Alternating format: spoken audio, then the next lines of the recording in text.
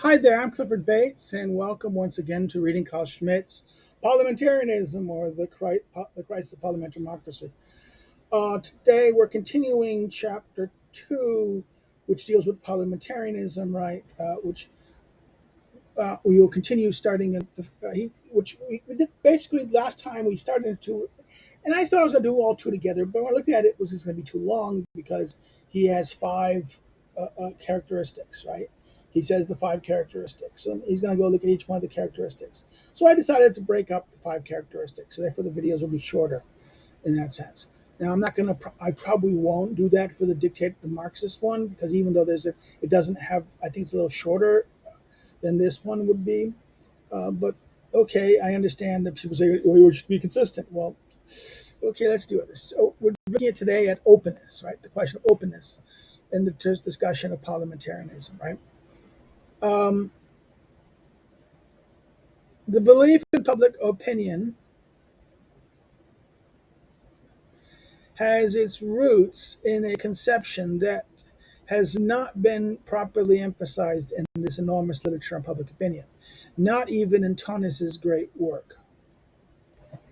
Okay, I had to just take a break because I need to get this. Tonnis' book is the reference here. Tonnis's great book on public opinion, 1922, which is not a. It it says it was translated in English, but I don't see it anywhere. So I have to go. I'm going to have to go hunt that down today, after I do my video. So let's continue here. So this idea of public opinion that has not even properly been emphasized. This idea, this belief in a public opinion that has its roots in the conception has not been even recognized by this. It is less a question of public opinion than a question about the openness of opinion. So it's not about what does openness mean here. It's not about. It's less. It's about openness to opinions. This become clear when one identifies the historical contradiction from which these demands arise and have arisen, namely the theory of state secrets, the arcane de republique, the state secrets, the arcane, that dominates much of the 16th and 17th century literature. This idea of, oh my God, we had all the secret stuff, we made up openness. In other words, okay, this idea, this in the 16th and 17th century, this theory of state secrets, the arcane de republique, spying and Machiavellianism, right? Um, This theory of a great practice began with the literature on staterism, the reason of state, the ratio status, the reason of state, right? Um, uh, of which which it is actually the core. Its literary beginnings is in Machiavelli, and its high point is Paulo Schapan. For a systemic and methodological treatment by German scholars, Arnold Klapman's book can be mentioned as an example. But also there's Frederick Mickey's. Footnote 10 here is, let's go look at it. Yeah, there is much of this in his book on dictatorship, he says, right? This discussion here. See also Menkes, the idea of staterism. That's a great, and in fact, Frederick Menkes, the idea of staterism is actually very good. It's translated as staterism is translated as Machiavellianism, a doctrine of reason of state, in its part in modern history. Then there is also Virelli's, this Cambridge historian out, who was at Princeton for a long time, but now at Mario Verli, who was now at uh, Austin. Well, no, he's there, but he's kind of retired. He's between Austin and Italy. And, Verili's book on From Politics to Reason of State, right? That's that very good book of the 1980s that deals with this question. It's language, it's change of language. So Kapman's book is an example, and it is generally speaking a theory that treats the state and politics only as techniques of the assertion of power and expansion, right? This idea of politics is nothing but expansion. This is this reason of state theory. Again, against its Machiavellianism, there arose a great anti-Machiavellian literature, which, shocked by the St. Bartholomew massacre in 1572, boiled with indignation at the immorality of such principles. So there was this kind of, this state reason of state literature. Then there is this anti-Machiavellian literature, right? That happened in this period. It answered the power idea as a political technique with the concept of law and justice. This was above all the argument of the monomonarchian authors against the princely absolutism. Again, I will just take the note here, go here just to say this. I think this may be better than going back and forth in the book. This is note 11. He goes, this is Harold Laxile to the Harold Laxey in his translation of Vindicta contra Tyrannos of Janus Brutus and the defense of liberty against the tyrants, right? This is 1924. These are available now by Glenn Sunshine has put a couple editions of these Protestant reformers' defenses of republicanism, right? Lasky comments at the bottom of the monarchianism argument and the emphasis that which no political philosophy can afford to neglect. In part, it is a realization that in every state is built on the consciences of men. In part, also the insistence that the state cannot insecure for its members some agreed minimum civilization. The monarcho-mechanism tradition originated in the massacres of the Huguenots ordered by the Catholic monarch Catherine de' Medici in September 1752. Some 2,000 French Protestants were murdered. And this is not a Schmitt note. This is Kennedy, so it's more. That's why it's kind of. This is the translator note. So it adds context here in that sense. The words Lasky and Schmitt here too contrast the Contra Vindicationis with Bodin's 6 Books of the Republic as a text that opposed the concept of limited power against the unlimited sovereignty of absolute monarchs. He commends that in the late 16th century, Bodin was the innovator while Vindicat upheld the medieval concept of the world governed by natural law. Right? That's Lasky in that sense. So sorry, I read it rather than have you shown there, but I can't do that very easily in this, except zoom the screen and it just gets lost. I wish I had the better text. So again, this monoarchanism tradition, which is this idea that goes back to Vindicte contra Tyrannos, right? Vindication of contra tyrants, and these Reformation defenders against political freedom and against the activities of what was going into this kind of this reason of state activity. An intellectual history of this controversy is, first of all, only an example of the old struggle between might and right. The Machiavellian use of power is combated with moral and illegal ethos. But this description isn't complete because specific counter demands gradually develop. Precisely these two postulates of openness and the division of powers, right? So therefore, the openness and division of power are part of this might and right argument, right? These try to neutralize the concentration of power contained in absolutism to a system of the division of powers. The postulate of openness finds its specific opponent in the idea that arcana, the arcana, that is the arcana of secret, state, reasons of state, right? Arcana belongs to every kind of politics.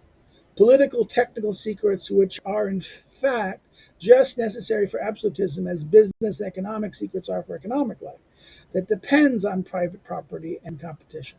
So therefore, you can't. In other words, the possible openness finds its specific opponent in the ideas that you can't escape this. In other words, that openness, we're so open, you need some. This is the question of secrecy, right? We need secrecy, complete openness. In fact, this is maybe this idea of openness becomes the basis for the open society. This is interesting that Schmitt, even in 22, is kind of forgotten to the fight against Popper's open society argument. because he sees that he himself sees that openness is this new liberalism, and this openness gets an extreme position of total openness, right? But the arcane tradition argues that this, therefore, is not this idea that might is wrong, but you can't get away from secrets. You need secrets. This is a practical reality that things might need to do something. He says that cabinet politics conducted by few people behind closed doors now appears something it posts simple evil. You know, epos. That means something that is evil, something simply or something wrong, right? And as a result, the openness of political right seems to be right and good because of its openness, right? So therefore, backdoor. This is what the openness then has secret deals, deliberations. That parliamentary government is possible only because that you can make secret deals behind that. Otherwise, if you had to do that, it would break down. Right? That's the whole point. Government needs a little. This is the whole argument of George Washington and in American, the whole idea of executive privilege, right? This idea that the executive, in order to get actually good, if everything is open, people might not be willing to say what they really think or what is best. Okay, they might not give their real opinion. They might fear the mob. They might fear for their reputation. We see this today in politics in that sense. We see people, political correctness. They're afraid to say what they believe, so they'll just mouth doublethink in that sense. They'll get, in order not to be targeted by the mob, the woke mob, or the whatever kind of the regime of the woke, right? They will simply just mouth what they will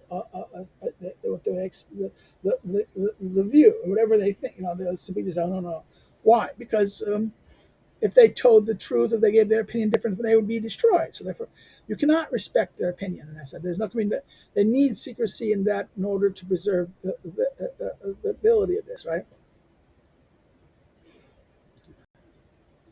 Openness becomes an absolute value, although at first it was only a practical means to combat the bureaucratic, special, technical, secret politics of absolutism. So openness at first was a practical means to combat bureaucratic, specialist, technical, secret politics of absolutism, right?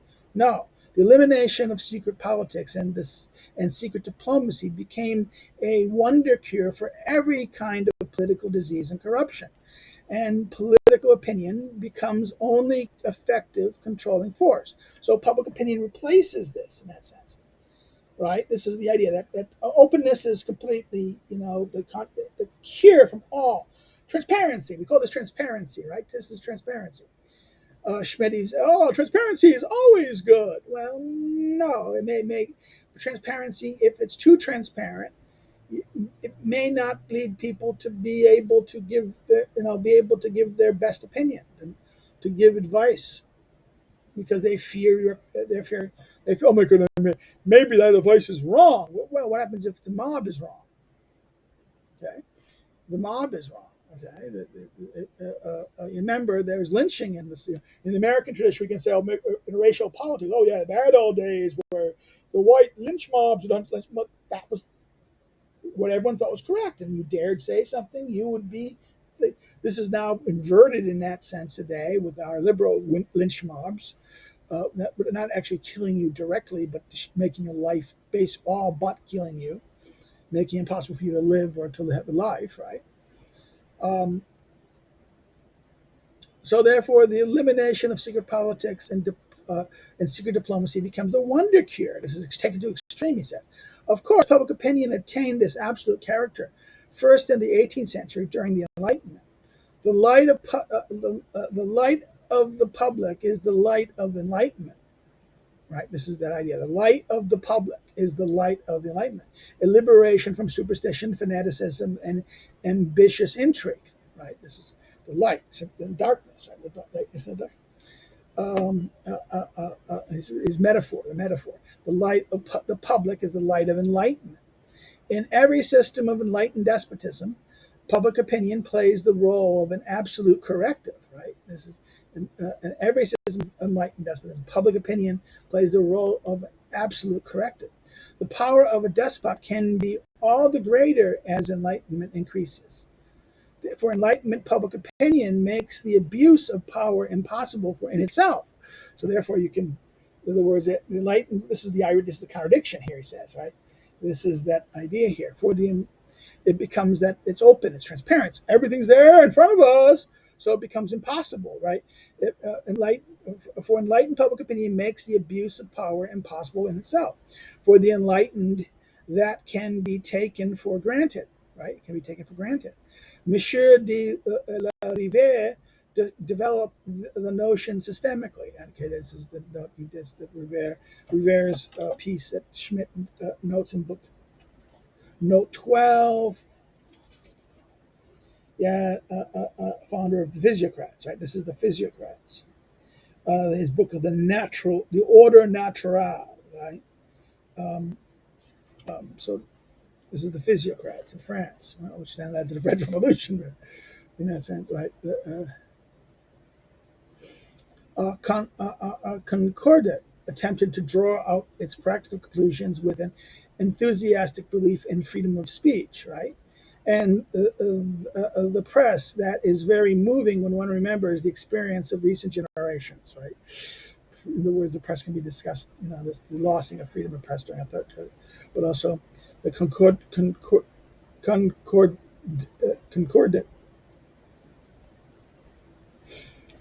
recent generation, quote, where there is freedom of press, the misuse of power is unthinkable. A single free newspaper would destroy the most powerful tyrant. The printing press is the basis of freedom. The art that creates liberty. Okay, now 13. Let's do this. This is the classic liberal arguments, right? That the Marxistic Concord discourse on the Les Convention, the National Convention of 1791, right? So that's this is 17. Okay, even Kant was in this respect only an expression of the political belief of his time, a belief in the progress of publicity and the public's ability to enlighten itself inevitably, if it were only free to do so. Okay, footnote 14. Eric Kaufman's the crisis of neo-Kantianism, Reich's philosophy. Right, this is published in 1921. Eric Kaufman, not Eric Kaufman. Not the same guy as the Canadian British guy, different one, right? So let's continue. In England, the fanatic of liberal rationality was Jeremy Bentham. Before him, argument in England had only been essentially practical and pragmatic. Bentham proclaimed the significance of a free press from a liberal ideology. Freedom of public discussion, especially freedom of the press, is the most efficient protection against political abuses, and controlling power is the real check to arbitrary power. So, and so forth. Right? This is Bentham's note 15. I think this is on liberty of the press and public discussion in the works of Jeremy Bentham, second volume. And this idea developed. One comes across its contradiction of democracy. One comes across its contradiction of democracy once more. So this is now contradicting that liberalism. John Stuart Mill understood with despairing concern that the contradiction between democracy and freedom is possible, and that the majority could crush minorities. Even the thought of a single person might be deprived of that opportunity to express his opinion. Set this positivist and in